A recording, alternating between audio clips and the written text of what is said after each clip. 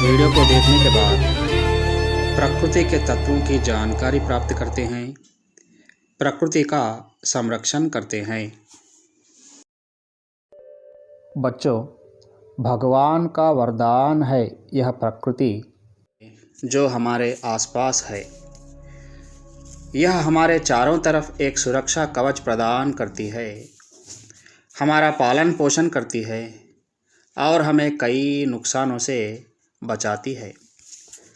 बच्चों, प्रकृति हमारे आसपास कई रूपों जैसे पेड़, पहाड़, जंगल, ज़मीन, नदी, तालाब आदि में समाई हुई है। प्रकृति हमारे जीवन का महत्वपूर्ण हिस्सा है। इस धरती पर सुखमय जीवन जीने के लिए ईश्वर से हमें बहुमूल्य उपहार के रूप में सुंदर तथा हरी भरी प्रकृति मिली है। यह अपने संसाधनों द्वारा हमारे जीवन को आसान और आनंदमय बनाती है। एक माँ की तरह हमारा लालन पालन करती है। हमारी पृथ्वी ढेर सारी प्राकृतिक सुंदरता से शोभित है। हम किसी भी समय प्रकृति की सुंदरता का आनंद उठा सकते हैं। सूर्योदय के समय प्रकृति की गोद में टहलने से हम स्वस्थ और मजबूत बनते हैं। माता समान प्रकृति की गोद में कुछ समय बिताने से एक ओर आनंद मिलता है तो दूसरी ओर अपने स्वास्थ्य संबंधी कई समस्याओं को दूर किया जा सकता है। चिड़ियों की मधुर आवाज़, मंद हवा की खनखनाहट, ताज़ी हवा की सनसनाहट, बहती नदी का कलरव आदि सुनने से हमारी सारी थकान दूर हो जाती है। एक नई उमंग और उत्साह अपने तन, मन और आत्मा में दोबारा ऊर्जा भर देती है। प्रकृति का सब कुछ हमारे आसपास, पानी, हवा, भूमि, पेड़, जंगल, पहाड़, नदी, सूरज, चांद, आकाश, समुद्र आदि के रूप में समाया हुआ है। अनगिनत रंगों से भरी यह सुंदर प्रकृति अपनी गोद में सजीव, निर्जीव सभी को समाहित किया है। ईश्वर के इस बहुमूल्य वरदान ने सभी को अपनी शक्ति और विशिष्टता उपलब्ध कराई है। इसके कई रूप हैं जो मौसम दर मौसम और यहाँ तक कि मिनट दर मिनट बदलते रहते हैं। हमारा स्वभाव भी प्रकृति के अनुसार बदल जाता है।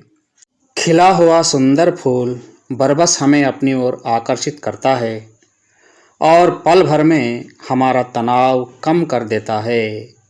चांदनी रात में हम दिल से खुशी महसूस करते हैं। बच्चों, कुदरत के पास कुछ परिवर्तनकारी शक्तियां हैं जो हमारे स्वभाव को उसके अनुसार बदलती हैं। किसी रोगी को सुहावना पर्यावरण उपलब्ध कराया जाए तो वह बीमारी से मुक्त हो सकता है। हमारे जीवन के लिए प्रकृति बहुत ज़रूरी है, इसलिए हमें इसको खुद के लिए और आने वाली पीढ़ियों के लिए संरक्षित करना बहुत ज़रूरी है। बच्चों, ये प्रकृति के तत्व जैसे पेड़, पहाड़, सागर, लहरें, पृथ्वी, आकाश आदि हमसे कुछ कहते हैं। इनके कण कण में हमारे लिए अनेक संदेश छिपे हैं। जीवन की कठिन से कठिन परिस्थितियों का डटकर मुकाबला करने का और अपना जीवन सुखमय तथा सार्थक बनाने की प्रेरणा भी देते हैं। जैसे पेड़ पतझड़ में कष्टों को झेलकर वसंत में फूलों, फलों, हरे पत्तों से खुशहाल जीवन जीते हैं। बच्चों, दुख के बाद सुख नई आशा लेकर अपने जीवन में प्रवेश करता है, ढेर सारी खुशियाँ देता है। हमारा जीवन सुख दुखों का संगम है। हर हाल में हमें प्रकृति का सहारा लेकर अपना जीवन सुखमय बनाने का निरंतर प्रयत्न करते रहना चाहिए।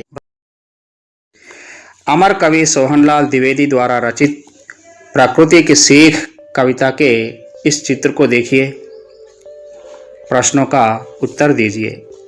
पहला प्रश्न है, चित्र में क्या दिखाई दे रहा है? हाँ बच्चों, चित्र में एक छोटी नाव पर दो नाविक दिखाई दे रहे हैं। दूसरा प्रश्न है, वे क्या कर रहे हैं? हाँ बच्चों, वे समुद्र पर यात्रा कर रहे हैं। तीसरा प्रश्न है, इससे क्या प्रेरणा मिलती है?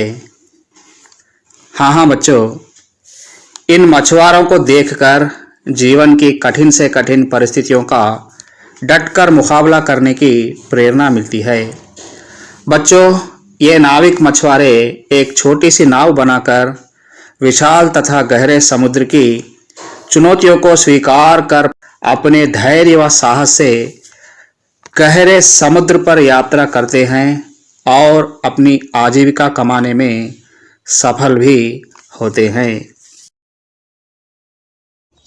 बच्चों, इस पाठ का उद्देश्य है प्रेरणाप्रद कविताओं का संकलन कर उनका पठन करना, भाव समझना। प्रकृति के कण कण में कुछ न कुछ संदेश छिपा होता है। ये पर्वत, नदियाँ, झरने, पेड़ आदि हमसे कुछ कहते हैं। इनके संदेशों से हम अपना जीवन सफल तथा सार्थक बना सकते हैं। कवि परिचय। गांधीवादी रचनाओं के कवि माने जाने वाले सोहनलाल द्विवेदी जी का जन्म सन 1906 में हुआ। इनकी प्रमुख रचनाएं हैं भैरवी, पूजा गीत, सेवाग्राम, प्रभाती, युगाधार, कुणाल, चेतना, बांसुरी तथा बच्चों के लिए दूध बतासा आदि। इनकी रचनाएं राष्ट्रीयता और मानवता की परिचायक हैं। भारत सरकार ने सन 1969 में इन्हें पद्मश्री सम्मान से सम्मानित किया। इनका निधन सन 1988 में हुआ। बच्चों, कवि सोहनलाल द्विवेदी जी की कविता प्रकृति की सीख का मूल पाठ हम अगले वीडियो में सीखेंगे। बच्चों, आपके लिए एक छोटा सा क्रियाकलाप है। पहला प्रश्न है, प्रकृति के तत्वों के बारे में अपने शब्दों में लिखिए। दूसरा प्रश्न, आप आने वाली पीढ़ियों के लिए प्रकृति संरक्षण कैसे करेंगे? तीसरा प्रश्न है, कवि सोहनलाल द्विवेदी जी के बारे में अपने शब्दों में लिखिए। बच्चों, आप इन प्रश्नों के उत्तर लिखकर अपने अध्यापक जी को बताइए।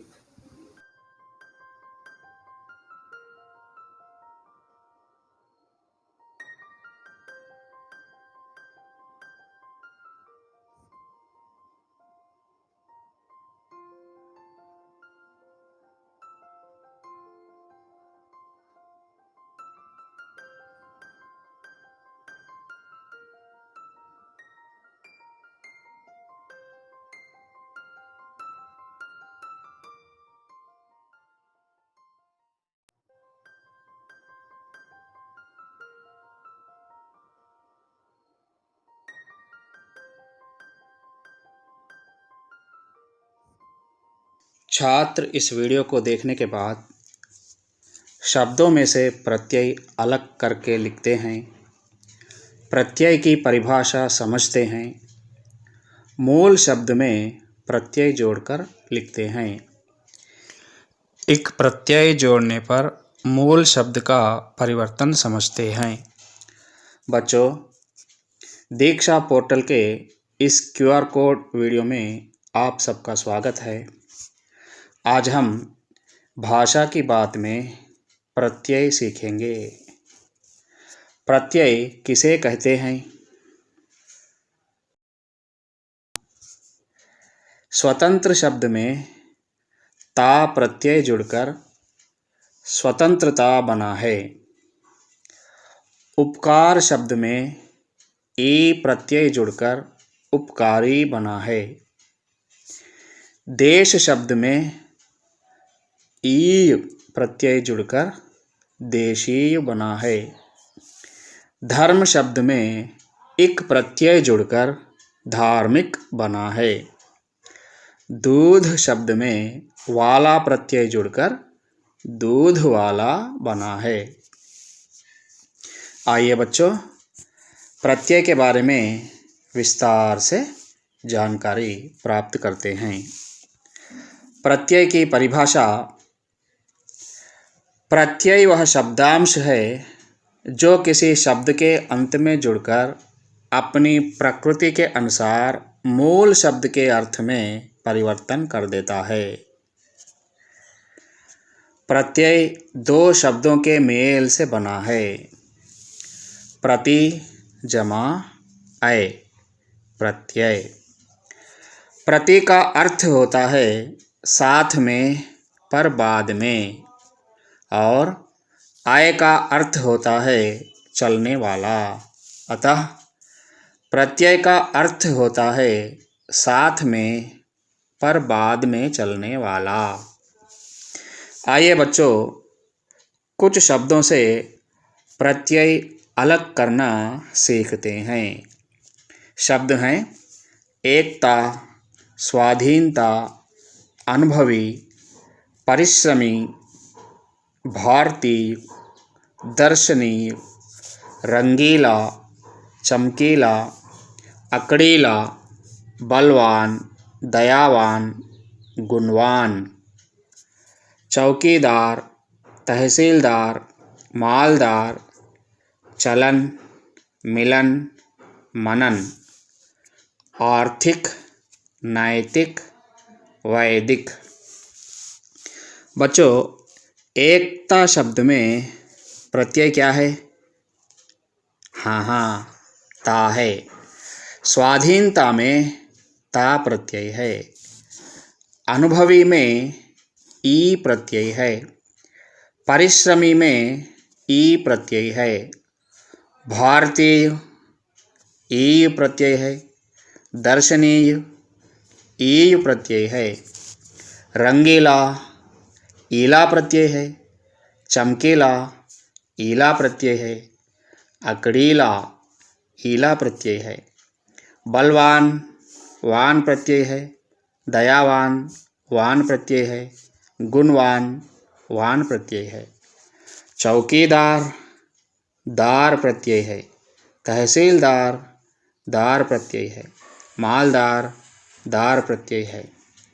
चलन अन प्रत्यय है। मिलन अन प्रत्यय है। मनन अन प्रत्यय है। आर्थिक इक प्रत्यय है।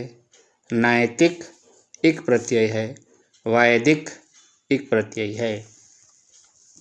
बच्चों, इक प्रत्यय जोड़ने से कुछ शब्दों में परिवर्तन होता है। उसके बारे में भी हम विस्तार से जानेंगे। पहला है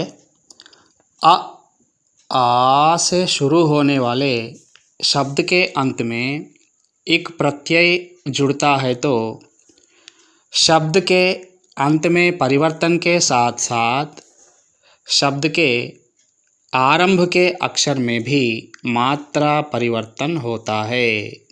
इस पर ध्यान दीजिए। आ का आ होता है। जैसे अंश शब्द के साथ एक प्रत्यय जोड़ने पर अंश शब्द का पहला अक्षर आ में परिवर्तित होता है। अंश जमा इक बराबर आंशिक।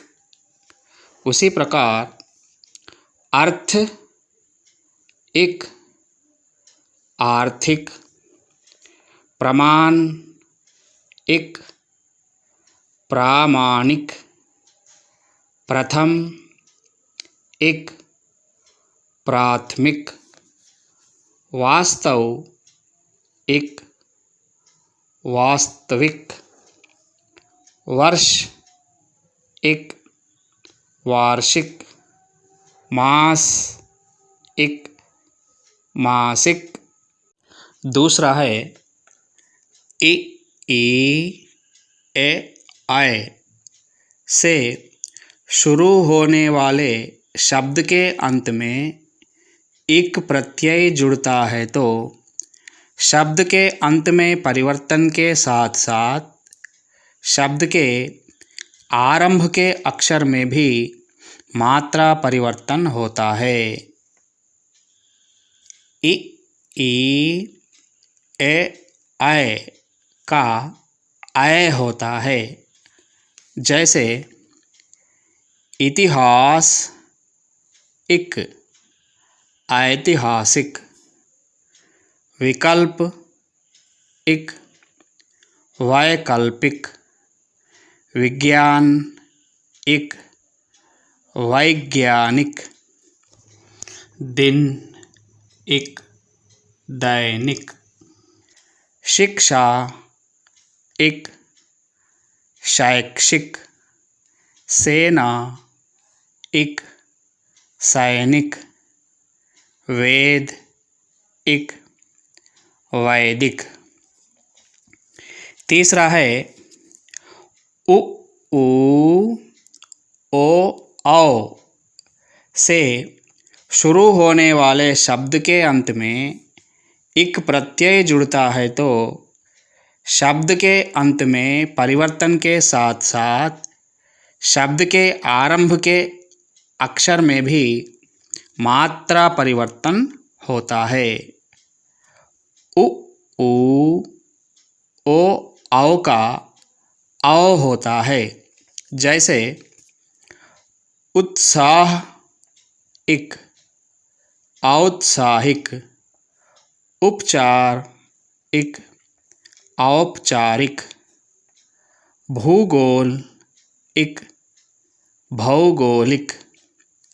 मूल, इक, मौलिक।